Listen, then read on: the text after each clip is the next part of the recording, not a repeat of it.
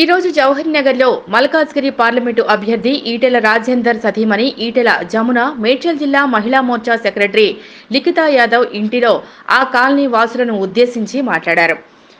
వారికి మోడీ యొక్క సంక్షేమ పథకాల గురించి వివరించారు. అలాగే ఈటెల రాజేందర్ అన్న గెలుపు కోసం కమలం పువ్వు గుర్తుకు ఓటు వేసి అధిక మెజారిటీతో గెలిపించాలని వారికి రాజేంద్ర అన్న యొక్క నుంచి మంచి వ్యక్తిత్వాన్ని కాలనీ వాసులకు తెలియజేశారు. ఈ కార్యక్రమంలో జవహర్ నగర్ మహిళా మోర్చా అధ్యక్షురాలు Lakshmireddy, Jawahar Nagar municipal corporation vice president Maheshwari, Mahila Morcha అధ్యక్షురాలు లక్ష్మీరెడ్డి, వైస్ ప్రెసిడెంట్ రాజేశ్వరి, మహిళా నాయకురాలు లత, అలాగే జవహర్ నగర్ మున్సిపల్ కార్పొరేషన్ మాజీ అధ్యక్షుడు మహీందర్, యువమోర్చా నాయకులు Santosh Gupta, Jawahar Nagar municipal corporation general secretary Yadagiri మరియు బీజేపీ కార్యకర్తలు పాల్గొన్నారు.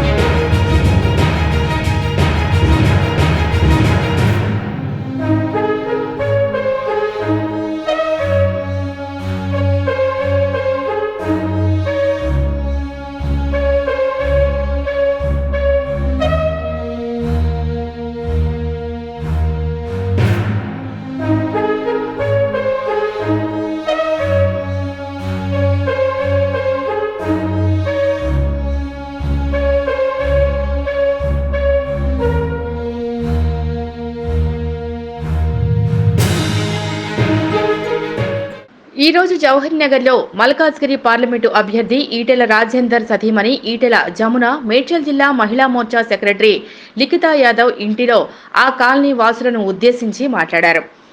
వారికి మోడీ యొక్క సంక్షేమ పథకాల గురించి వివరించారు. అలాగే ఈటెల రాజేందర్ అన్న గెలుపు కోసం కమలం పువ్వు గుర్తుకు ఓటు వేసి అధిక మెజారిటీతో గెలిపించాలని వారికి రాజేంద్ర అన్న యొక్క నుంచి మంచి వ్యక్తిత్వాన్ని కాలనీ వాసులకు తెలియజేశారు.